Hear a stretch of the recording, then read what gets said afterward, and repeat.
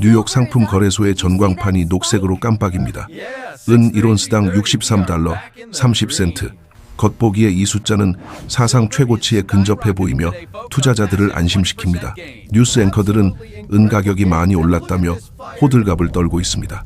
하지만 그들은 틀렸습니다. 그들은 불타오르는 집 앞에서 고장난 온도계만 쳐다보고 있는 꼴입니다. 온도계가 63도를 가리킨다고 해서 1000도가 넘는 용광로처럼 끓어오르는 실제 시장의 열기를 반영하는 것은 아닙니다. 지금 여러분이 보고 있는 그 가격은 여전히 거짓말입니다. 그것은 더 이상 존재하지 않는 세계의 유령입니다. 진짜 전쟁은 미사일이나 항공모함으로 싸우는 것이 아닙니다. 이 전쟁은 허가증, 재련 쿼터, 그리고 수출 면허로 치러지는 조용한 살인입니다. 우리가 믿어왔던 글로벌 슈퍼마켓의 시대는 끝났습니다. 돈만 내면 무엇이든 살 수 있다는 서구 세계의 오만함은 이제 가장 차가운 현실에 직면했습니다. 이 모든 붕괴는 요란한 폭발음과 함께 시작된 것이 아닙니다. 그것은 런던 금융가의 한 고층 빌딩에서 발송된 차가운 이메일 한 통으로 시작되었습니다. 세계 최대 규모의 은상장 지수 펀드, 즉 ETF를 운용하는 거대 금융기관이 투자자들에게 긴급 통지문을 보냈습니다. 제목은 건조했습니다. 불가항력 선언. 이 법률 용어는 보통 전쟁이나 천재지변이 일어났을 때나 쓰이는 단어입니다. 하지만 이번에는 달랐습니다. 그들은 창고에 은이 없다고 실토했습니다. 만기가 도래한 증서에 대해 실물 은을 지급할 수 없다는 선언이었습니다. 투자자들은 분노했습니다. 그들은 자신이 은을 소유하고 있다고 믿었습니다. 그들은 자신의 계좌에 찍힌 숫자가 곧 금고 속의 은괴라고 믿었습니다. 하지만 그 믿음은 순진했습니다. 금융기관은 아주 침착하게 대안을 제시했습니다. 계약서의 작은 조항을 근거로 실물은 대신 현금으로 정산하겠다는 통보였습니다. 여기서 가장 소름 끼치는 부분은 바로 그 정산 가격입니다. 그들은 시장에 표기된 63달러 30센트를 기준으로 현금을 지급하겠다고 했습니다. 하지만 현실 세계 암시장과 실물 거래소에서 은을 구하려면 그 2배인 120달러, 아니 그 이상의 웃돈을 줘야 합니다. 이것은 단순한 채무 불이행이 아닙니다. 이것은 합법적인 강도질입니다. 여러분의 손에 쥐어준 것은 은이 아니라 은을 주겠다는 약속이 적힌 종이 쪼가리에 불과했습니다. 그리고 약속을 지킬 시점이 오자 그들은 뻔뻔하게도 가치가 폭락한 법정 화폐를 던져주며 계약을 파기해버린 것입니다. 이것이 바로 금융시장이 숨겨온 가장 추악한 비밀, 즉 종이 은의 실체입니다. 런던 금속거래소와 뉴욕 상품거래소는 지난 수십 년 동안 거대한 환상을 팔아왔습니다. 그들은 실제 존재하는 은의 양보다 500배, 아니 5000배나 많은 종이 계약서를 발행했습니다. 이것은 마치 한 대의 자동차를 500명에게 동시에 판매한 것과 같습니다. 모두가 운전할 필요 없이 차를 주차장에만 두겠다고 할 때는 아무 문제가 없습니다. 사기극은 완벽하게 유지됩니다. 하지만 만약 그 500명이 동시에 차를 몰고 나가겠다고 열쇠를 요구하는 순간 모든 것이 무너집니다. 지금 우리가 목격하고 있는 것이 바로 그 순간입니다. 음악이 멈췄습니다. 의자 뺏기 놀이는 끝났습니다. 그러나 의자는 단 하나뿐이고 참가자는 수백 명입니다. 서구 금융 시스템은 지난 40년 동안 원자재를 그저 투기 수단으로만 취급했습니다. 런던과 뉴욕의 은행가들에게 은은 산업의 쌀이 아니었습니다. 그들에게 은은 그저 화면 위에서 춤추는 디지털 숫자였고 복잡한 파생 상품을 만들어 수수료를 챙기기 위한 도구였습니다. 그들은 실물 금속을 다루는 것을 혐오했습니다. 무겁고 더럽고 보관 비용이 드는 실물은 개발도상국의 몫이라고 생각했습니다. 그래서 그들은 실물을 아웃소싱했습니다. 재련소는 폐쇄되었고 광산은 규제로 인해 문을 닫았습니다. 그들은 자신들이 똑똑하다고 생각했습니다. 서비스업과 기술 중심의 경제로 전환한다며 자화자찬했습니다. 하지만 그들은 치명적인 실수를 저질렀습니다. 디지털 경제도 결국은 물리적인 원자 위에 세워진다는 사실을 망각한 것입니다. 인공지능 혁명도 전기차 혁명도 결국은 전기가 필요하고 그 전기를 흐르게 하는 것은 구리와 은입니다. 이제 그 대가를 치를 시간입니다. 런던의 금고는 비어가고 있습니다. 뉴욕 상품 거래소의 창고도 바닥을 드러내고 있습니다. 가격이 63달러까지 올랐음에도 불구하고 여전히 실물은 구할 수 없습니다. 왜일까요? 왜냐하면 그 가격조차도 억눌린 가격이기 때문입니다. 그것은 서로 은을 주고받을 생각이 전혀 없는 투기꾼들이 서로 내기하는 도박판의 점수일 뿐입니다. 그들은 레버리지를 이용해 가격을 통제하려 했지만 이제 그 통제력은 상실되었습니다. 실물 인도를 요구하는 투자자들이 쇄도하고 있지만 줄 수 있는 은은 없습니다. 이것이 바로 불가항력 선언의 진짜 의미입니다. 그것은 항복 선언입니다. 시스템이 파산했음을 알리는 조종입니다. 투자자들은 혼란에 빠졌습니다. 내 계좌의 은이 진짜가 아니라면 진짜 은은 어디에 있는가? 누가 가지고 있는가? 그들은 뒤늦게 장부를 뒤지기 시작했습니다. 그리고 끔찍한 진실을 마주하게 됩니다. 서구의 금고에서 사라진 은들은 증발한 것이 아닙니다. 그것들은 조용히 그리고 꾸준히 동쪽으로 이동했습니다. 거대한 선박에 실려 태평양을 건넜습니다. 우리가 종이 쪼가리를 사고 팔며 안심하는 동안 누군가는 실물을 긁어 모으고 있었습니다. 그 흐름을 추적해보면 모든 화살표가 단 하나의 목적지를 가리키고 있습니다. 그곳은 블랙홀입니다. 한 번 들어가면 빛조차 빠져나올 수 없는 중력의 중심, 바로 중국입니다. 서구의 투자자들이 63달러라는 숫자에 현혹되어 있을 때 중국은 조용히 미소를 짓고 있었습니다. 그들은 이 사기극을 꿰뚫어 보고 있었습니다. 그래서 그들은 런던에서 은을 사서 즉시 인출해 자국으로 실어 날랐습니다. 그들은 선물 계약 따위는 믿지 않았습니다. 오직 손에 갤 수 있는 금속 9% 순도의 은괴만을 원했습니다. 이제 서구의 투자자들이 뒤늦게 실물을 찾으려 할 때 그들이 마주한 것은 텅 빈 창고와 닫혀버린 항구뿐입니다. 이것은 단순한 공급 부족이 아닙니다. 이것은 치밀하게 계획된 포위망입니다. 서구 금융 세력이 파생 상품이라는 정교한 무기로 자신들의 불을 부풀리는 동안 동방의 세력은 묵묵히 실물 자산이라는 성벽을 쌓아 올렸습니다. 그리고 이제 성문은 닫혔습니다. 불가항력이라는 단어가 이메일로 도착했을 때 그것은 단순한 계약 불이행 통보가 아니었습니다. 그것은 구시대의 종말을 알리는 신호탄이었습니다. 여러분의 자산을 지켜주리라 믿었던 시스템이 결정적인 순간에 어떻게 여러분을 배신하는지 보여주는 가장 잔인한 예고편입니다. 하지만 이것은 시작에 불과합니다. 진짜 공포는 텅 빈 금고가 아니라 그 금고를 채울 수 있는 유일한 통로가 누군가에 의해 의도적으로 차단되었다는 사실을 깨달았을 때 시작됩니다. 우리는 이제 그 통로를 추적할 것입니다. 종이 위에서 사라진 은들이 실제로 어디에 갇혀 있는지, 그리고 왜 우리는 그것을 영원히 되찾을 수 없는지, 그 어두운 심연을 들여다볼 시간입니다. 멕시코 만산이요. 항구와 페루 카야오 항구를 떠나는 화물선들의 항적을 따라가 보면 그 길은 뉴욕이나 런던으로 이어지지 않습니다. 그 거대한 배들이 향하는 곳은 뿌연 스모그에 뒤덮인 중국 산둥성과 허난성의 산업 항구들입니다. 서구의 금융 전문가들이 모니터 앞에서 차트의 등락을 분석하느라 여념이 없을 때 진짜 부의 이동은 이 바다 위에서 조용히 그러나 거대하게 일어나고 있었습니다. 우리는 이 현상을 바퀴벌레 모텔 전략이라고 부릅니다. 아주 끔찍하지만 정확한 비유입니다. 이 모텔에는 체크인만 있고 체크아웃은 없습니다. 은이 한번 중국이라는 거대한 블랙홀의 중력권 안으로 들어가면 다시는 서구 시장으로 돌아오지 않습니다. 이것은 우연이 아닙니다. 지난 20년 동안 치밀하게 설계된 지정학적 덫입니다. 서구 세계는 이 덫의 존재조차 모르고 있었습니다. 왜냐하면 그들은 지도를 잘못 읽고 있었기 때문입니다. 투자자들은 세계 지도를 펼쳐놓고 멕시코와 페루, 칠레를 가리키며 안심했습니다. 생산국들이 미국의 우방이니 공급망은 안전하다고 믿었던 것입니다. 이것은 치명적인 착각이었습니다. 광산에서 캐낸 것은 반짝이는 은괴가 아닙니다. 그것은 납, 아연, 비소, 황이 뒤섞인 시커먼 흙덩어리, 즉 정광일 뿐입니다. 이 독성 물질을 우리가 아는 순도 9%의 은으로 바꾸려면 반드시 거쳐야 하는 관문이 있습니다. 바로 재련소입니다. 재련소는 은 시장의 숨통을 쥐고 있는 질식 지점입니다. 아무리 많은 광산을 소유하고 있어도 재련소가 없다면 그 광석은 그저 무거운 돌덩어리에 불과합니다. 그런데 서구 세계는 지난 30년 동안 스스로 이 숨통을 끊어버리는 자살 행위를 저질렀습니다. 환경보호라는 명분 아래, 그리고 비용 절감이라는 자본주의의 근시안적인 논리 아래 미국과 유럽은 자국의 재련소들을 하나둘씩 폐쇄했습니다. 재련은 더럽고 에너지를 많이 잡아먹는 산업이라며 혐오 시설 취급을 받았습니다. 텍사스의 아사르코 재련소가 문을 닫았고 유럽의 수많은 시설이 가동을 멈췄습니다.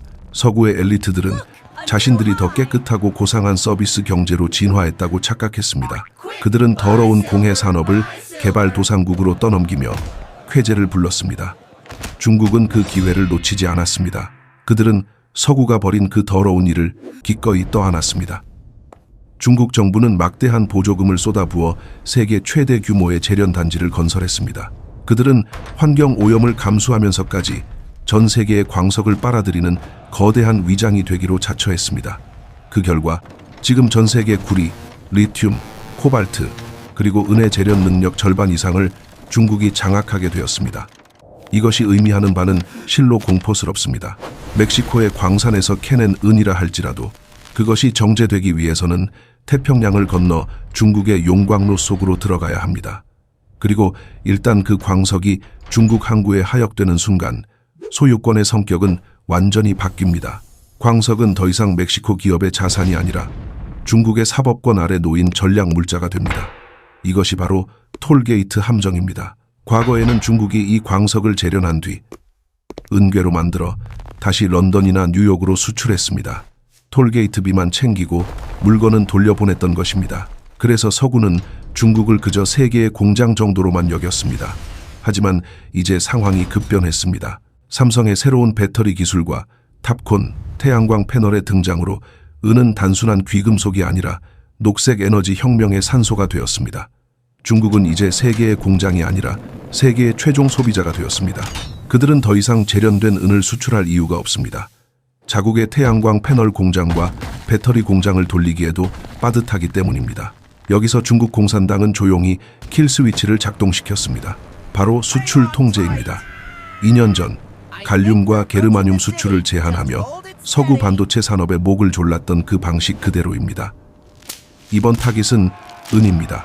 베이징의 관료들은 아주 냉철한 계산을 끝냈습니다.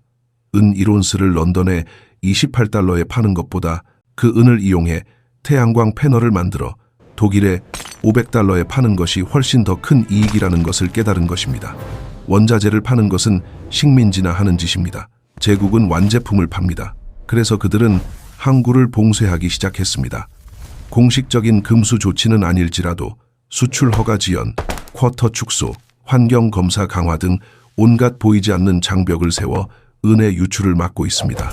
이 거대한 전략적 전환 앞에서 서구의 대응은 무력하기 짝이 없습니다. 미국이 뒤늦게 인플레이션 감축법을 통해 국내 공급망을 재건하려 하지만 재련소는 하루아침에 지을 수 있는 것이 아닙니다. 새로운 재련소를 짓는 데는 최소 5년에서 10년이 걸립니다. 환경 영향 평가, 지역 주민의 반대, 천문학적인 건설 비용, 그리고 무엇보다 저렴하고 안정적인 전력 공급이 필요합니다. 태양광과 풍력으로 전환 중인 서구의 불안정한 전력망으로는 재련소의 거대한 용광로를 감당할 수 없습니다. 우리는 스스로 규제의 감옥에 갇혀버렸습니다. 20년의 공백기 동안 서구의 첨단 산업은 중국의 자비에 기댈 수밖에 없습니다. 이제 퍼즐이 맞춰집니다. 왜 런던의 금고가 비어가고 있는지, 왜 뉴욕의 선물 시장에서 실물 인도가 불가능해졌는지 명확해집니다. 은이 증발한 것이 아닙니다. 은은 재련소라는 블랙홀 속으로 빨려 들어갔고 그 블랙홀의 주인인 중국이 문을 걸어 잠근 것입니다. 이것은 단순한 무역 불균형이 아닙니다. 이것은 자원 전쟁의 서막입니다. 20세기에는 석유가 흐르는 호르무즈, 해협을 통제하는 자가 세계를 지배했습니다. 21세기에는 전기가 흐르는 금속의 재련소를 통제하는 자가 세계를 지배합니다. 그리고 지금 그 통제권은 완전히 동쪽으로 넘어갔습니다. 하지만 서구에게 닥친 재앙은 이것뿐만이 아닙니다. 그들이 믿었던 우방, 즉 원자재를 공급해주던 남미의 국가들조차 이제는 다른 눈빛으로 그들을 바라보고 있습니다. 재련소가 목을 조르고 있다면 광산에서는 반란이 시작되고 있습니다. 이제 우리는 그 반란의 현장으로 눈을 돌려야 합니다. 중국의 재련소들이 은의 출구를 봉쇄하고 있다면 남미의 광산들에서는 은의 입구가 닫히고 있습니다. 서구의 다급한 기업 임원들이 전세기를 타고 멕시코시티와 리마로 날아가고 있습니다. 그들은 중국의 재련소를 우회하기 위해 광산에서 직접 원광석을 구매하여 자국으로 가져오겠다는 순진한 계획을 세웠습니다. 그들은 두툼한 계약서와 달러 뭉치를 흔들면 예전처럼 쉽게 자원을 가져갈 수 있을 것이라 믿었습니다. 하지만 그들이 마주한 것은 닫힌 문과 싸늘한 침묵뿐입니다. 안데스 산맥의 희박한 공기 속에서, 그리고 멕시코의 뜨거운 태양 아래서 새로운 유령이 배회하고 있습니다. 바로 자원민족주의라는 유령입니다. 지난 한 세기 동안 서구 제국주의는 라틴 아메리카를 자신들의 뒷마당으로 여겼습니다. 외국 자본이 들어와 땅을 파헤치고 광물을 가져가고 남겨진 것은 환경 오염과 푼돈뿐인 착취의 역사였습니다. 그러나 그 식민지 시대의 방정식은 이제 완전히 깨졌습니다. 스마트폰과 전기차, 그리고 태양광 패널이 세상을 지배하게 되면서 흙 속에 묻힌 그 돌덩어리들이 달러보다 더 강력한 힘을 갖게 된 것입니다. 남미의 정부들은 바보가 아닙니다. 그들도 블룸버그 단말기를 보고 있고 삼성과 테슬라가 은을 얼마나 절실히 필요로 하는지 알고 있습니다. 그들은 스스로에게 위험한 질문을 던지기 시작했습니다. 은이 21세기 에너지 전쟁의 핵심 자원이라면 왜 우리가 그것을 헐값에 넘겨야 하는가? 왜 외국 기업이 우리의 국부를 가져가서 천문학적인 수익을 올리는 것을 보고만 있어야 하는가? 이 자각은 리튬에서 시작되어 이제 은으로 빠르게 번져가고 있습니다. 칠레가 리튬 산업을 국유화했고 멕시코가 리튬을 전략 광물로 지정했습니다. 그리고 이제 그 화살촉은 은을 겨냥하고 있습니다. 우리는 지금 은의 오펙이 탄생하는 역사적인 순간을 목격하고 있는지도 모릅니다. 석유 수출국 기구인 오펙이 1970년대에 석유 공급을 통제하여 서방 세계를 무릎 꿇렸던 것처럼 멕시코, 페루, 칠레와 같은 은 생산국들이 연합하여 공급을 통제하려는 움직임이 감지되고 있습니다. 전 세계 은 생산량의 절반 이상이 이들 소수 국가에 집중되어 있다는 사실은 그들에게 막강한 협상력을 부여합니다. 이 새로운 카르텔의 무기는 총칼이 아니라 세금과 법률입니다. 멕시코 의회에서는 광업세 인상과 환경 규제 강화 법안들이 쏟아져 나오고 있습니다. 이것은 단순한 세수 확보 차원이 아닙니다. 이것은 사실상의 국유화이자 외국 자본에 대한 선전포고입니다. 상상해 보십시오. 은 가격이 온스당 80달러로 치솟습니다. 광산 기업들은 막대한 이익을 기대하며 샴페인을 터뜨릴 준비를 합니다. 그 순간 정부가 개입합니다. 그들은 초과 이익세 혹은 횡재세라는 명목으로 기준 가격 이상의 수익에 대해 75%, 심지어 90%의 세금을 부과하겠다고 선언합니다. 기업이 가져가야 할 수익을 국가가 고스란히 압수하는 것입니다. 이렇게 되면 광산 기업에게 은 가격 상승은 아무런 의미가 없어집니다. 수익은 정부의 금고로 들어가고 기업에게는 채굴 비용과 리스크만 남습니다. 더 무서운 것은 수출 제한 조치입니다. 정부가 국가 안보를 이유로 원광석 형태의 수출을 금지하고 반드시 국내에서 가공할 것을 요구한다면 어떻게 될까요? 멕시코에는 이를 처리할 재련 시설이 부족하고 중국으로 가는 길은 막혀 있습니다. 결국 공급망은 완전히 마비됩니다. 이러한 움직임은 단순한 경제 논리를 넘어선 지정학적 보복의 성격을 띠고 있습니다. 미중 무역 전쟁의 틈바구니에서 멕시코는 압박을 받고 있습니다. 미국은 멕시코에게 중국 투자를 배제하라고 요구하고 중국은 멕시코에게 러브콜을 보냅니다. 이 상황에서 멕시코에게 은은 단순한 광물이 아니라 강력한 포커칩입니다. 미국 자동차 산업과 태양광 산업이 멕시코산은 없이는 돌아가지 않는다는 것을 알기에 멕시코 정부는 이를 무기로 미국과의 협상 테이블에서 유리한 고지를 점하려 할 것입니다. 서구의 투자자들은 우방국이라는 환상에 젖어 이러한 정치적 리스크를 완전히 무시해왔습니다. 그들은 광산의 위치가 어디인지, 그 나라의 정치 지형이 어떻게 변하고 있는지 분석하지 않고 그저 매장량이 많다는 이유만으로 주식을 샀습니다. 이제 그 대가를 치를 시간입니다. 지정학적 리스크는 이제 추상적인 개념이 아니라 재무제표를 파괴하는 실질적인 비용이 되었습니다. 자원민족주의가 불러올 결과는 명백합니다. 은의 생산 비용 바닥 자체가 높아지는 것입니다. 과거에는 온스당 20달러면 충분히 채산성이 맞았습니다. 하지만 정부가 30달러의 세금을 얹어버리면 은 가격이 50달러 밑으로 떨어질 경우 광산은 문을 닫아야 합니다. 이것은 시장의 수급 논리와는 무관하게 가격의 하한선을 인위적으로 끌어올리는 결과를 낳습니다. 인플레이션은 이제 구조적인 현상이 되었습니다. 값싼 자원의 시대는 끝났고 정치적 비용이 포함된 비싼 자원의 시대가 도래했습니다. 서구의 제조업체들은 이제 이중고에 시달리게 되었습니다. 한쪽에서는 중국이 재련된 은을 움켜쥐고 놓지 않고 다른 한쪽에서는 남미 국가들이 원광석의 엄청난 통행세를 부과하고 있습니다. 공급망의 양쪽 끝이 동시에 조여오고 있습니다. 이 거대한 협공 작전 속에서 가장 큰 피해자는 누구일까요? 바로 준비되지 않은 서구의 산업계입니다. 그들은 자신들이 만든 친환경 정책과 탈탄소 목표를 달성하기 위해 은이 얼마나 절실한지 떠들고 다녔지만 정작 그 은을 어디서 어떻게 조달할지에 대한 전략은 전무했습니다. 그들은 시장이 알아서 해결해 줄 것이라 믿었지만 시장은 이제 국가 권력과 이념에 의해 산산조각 났습니다. 은을 가진 자가 규칙을 만드는 세상, 이것이 바로 우리가 마주한 새로운 질서입니다. 그리고 이 질서의 충격파는 이제 금융시장을 넘어 실물 경제의 심장부를 강타하기 시작했습니다. 독일의 태양광 공장과 미국의 배터리 공장들이 멈춰설 위기에 처했습니다. 이제 우리는 그 산업 현장의 공포를 목격하러 가야 합니다. 독일 붐헨 외곽의 첨단 산업단지, 칠흑 같은 어둠이 깔린 새벽 2시입니다. 거대한 태양광 패널 제조 공장의 불빛만이 외롭게 켜져 있습니다.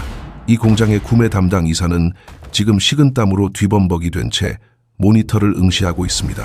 그의 화면에는 붉은색 경고등이 전멸하고 있습니다. 은 페이스트 재고량 21일. 이것은 단순한 숫자 부족이 아닙니다. 이것은 거대 기업의 심장이 멈추기까지 남은 시간, 즉 카운트다운입니다. 그는 떨리는 손으로 주요 공급업체에 전화를 겁니다. 수화기 너머의 목소리는 지쳐있고 절망적입니다. 가격을 2배로 올려주겠다고 제안해도 소용이 없습니다. 상대방의 대답은 간결하고 잔인합니다. 물건이 없습니다. 중국에서 수출 허가가 나오지 않아서 배가 출항조차 못하고 있습니다. 전화를 끄는 이사의 머릿속에는 단 하나의 단어만이 맴돕니다. 파산. 이것은 과장이 아닙니다. 은이 없으면 태양광 패널은 전기를 생산할 수 없는 검은 유리판에 불과합니다. 은은 녹색 경제의 혈액이고 지금 그 혈액 공급이 차단된 것입니다. 이것이 현재 전 세계 첨단 산업 현장에서 벌어지고 있는 공포의 실체입니다. 우리는 이것을 좀비 공장 현상이라고 부릅니다. 겉보기에 공장은 멀쩡해 보입니다. 최첨단 로봇팔이 분주하게 움직일 준비가 되어 있고 숙련된 엔지니어들이 대기하고 있으며 정부의 막대한 보조금으로 지어진 웅장한 설비가 갖춰져 있습니다. 하지만 이 공장은 살아있는 시체나 다름없습니다. 생명을 불어넣을 원자재, 즉 은이 없기 때문입니다. 미국 정부가 인플레이션 감축법을 통해 수십억 달러를 쏟아부어 애리조나와 오하이오에 건설한 그 거대한 배터리 공장들과 태양광 공장들이 이제는 세계에서 가장 비싼 고철 덩어리로 전락할 위기에 처했습니다. 서구의 정책 이반자들은 치명적인 오판을 했습니다. 그들은 공장만 지으면 공급망이 저절로 따라올 것이라고 믿었습니다.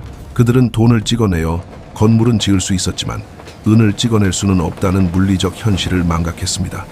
디지털 경제와 인공지능 혁명이라는 화려한 구호에 취해 모든 산업의 밑바닥에는 광산에서 캐낸 원자가 필요하다는 기초적인 사실을 무시한 대가입니다.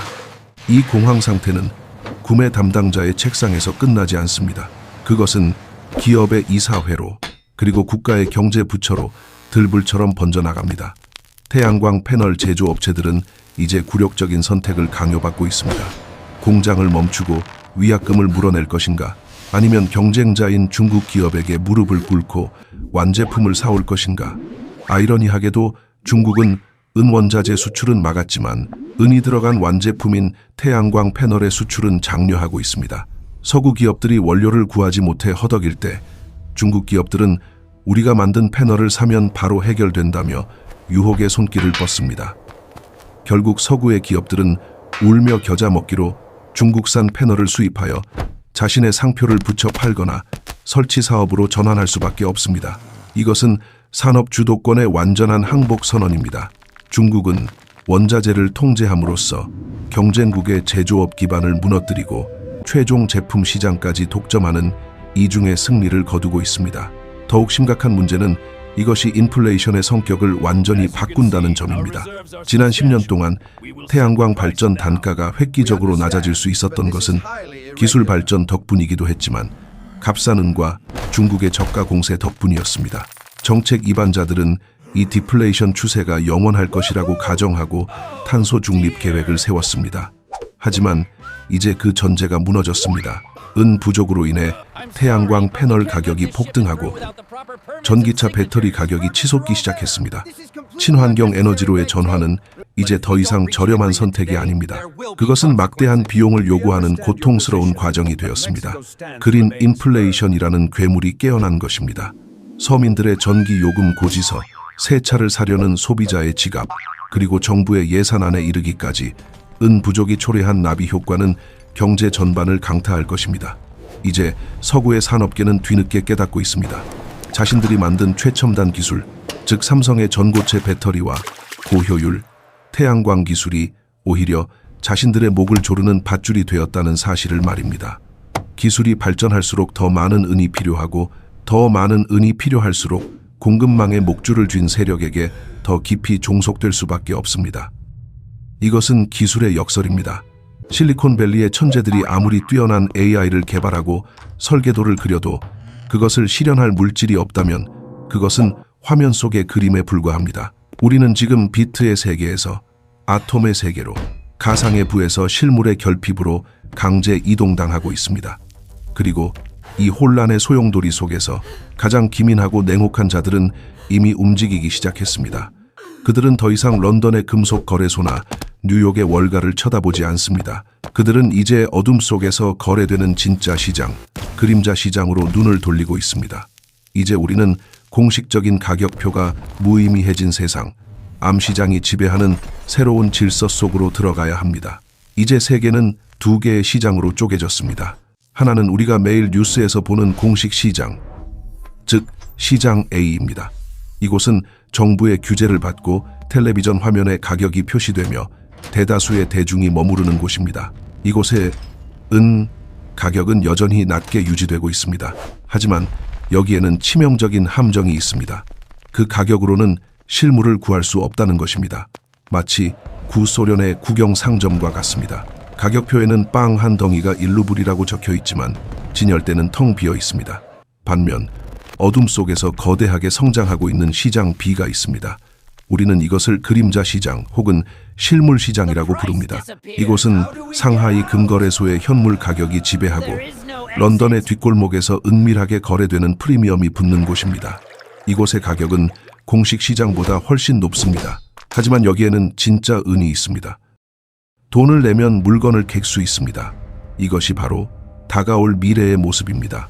공식 가격과 실물 가격의 영구적인 괴리, 서구의 투자자들이 코맥스의 종이 차트를 보며 가격이 떨어졌다고 한탄할 때 동방의 상인들은 웃돈을 주고 실물을 싹쓸이하고 있습니다. 그들은 알고 있습니다. 종이 위에 적힌 가격은 허상이고 손에 쥐어진 금속만이 진실이라는 것을 말입니다. 지난 100년 동안은 가격을 결정했던 런던과 뉴욕의 권력은 이제 끝났습니다. 코맥스는 가격 발견 기능을 상실했습니다.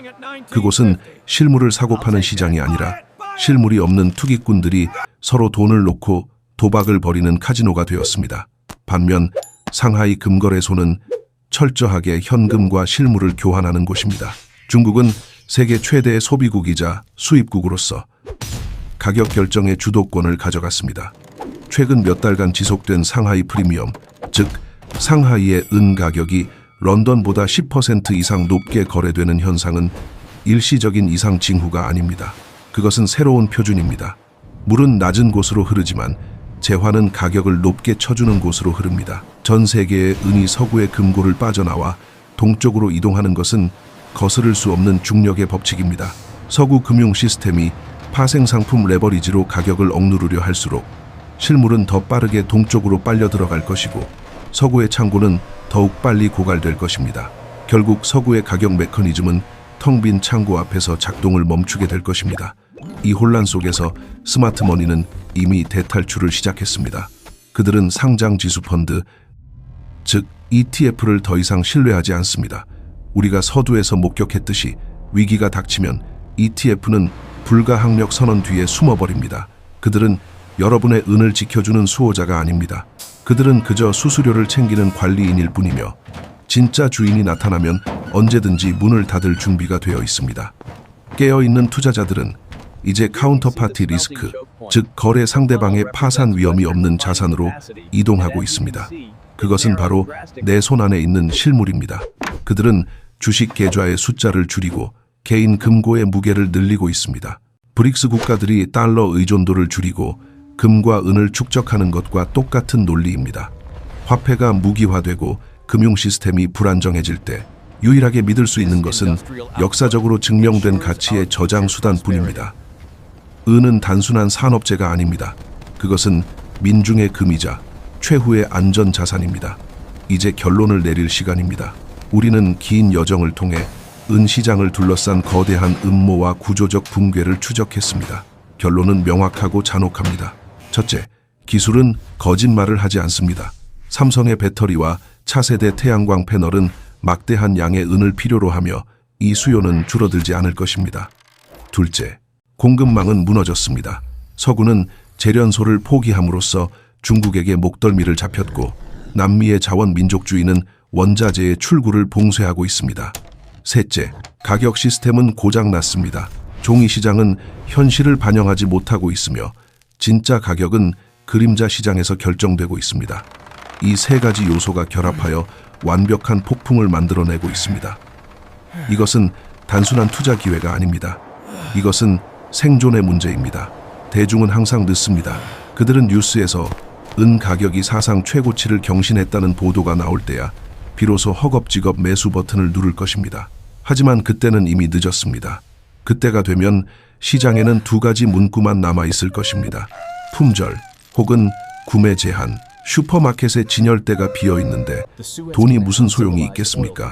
지금 여러분이 보고 있는 지루한 가격 횡보 구간은 폭풍 전의 고요가 아니라 문이 닫히기 직전의 마지막 기회입니다.